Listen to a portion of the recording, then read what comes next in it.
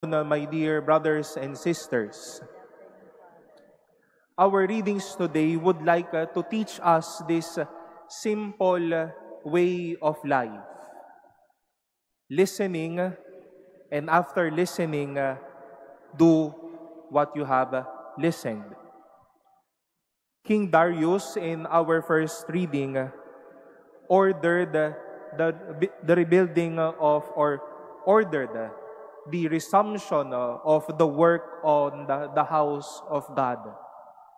And the people then were able to happily observe the command of King Darius to build the temple for them.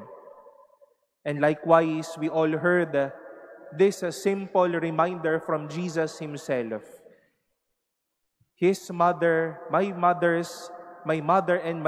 and my brothers are those who hear the word of God and act on it. Magkakambala ang pakikinig at ang paggawa sa utos ng Diyos. And we've heard how after listening and after fulfilling a command, a fruit or a certain product came out. Nagawa ang templo, kaya buong puso naman din silang nag-alay sa Diyos. After they have all obeyed the resumption of the rebuilding of the temple, there they are, defining days on how they can celebrate God's goodness, their tradition, using the temple and in worshiping God. May paglalim ang pakikinig at ang paggawa sa bagay na ito. At gayon din sa pakikinig at sa paggawa nito, we are not only called to mere obedience, but to a deepening of our relationship with the Lord.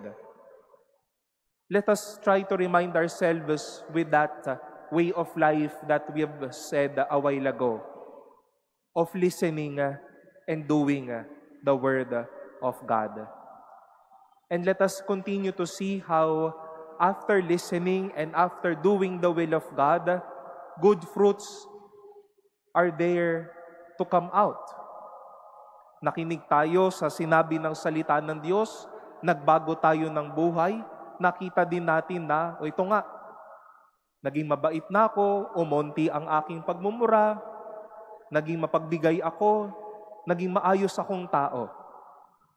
But then, my dear brothers and sisters, as we also try to see the fruits of obeying God's will and doing God's will, it is also tantamount to all of us deepening our relationship with the Lord.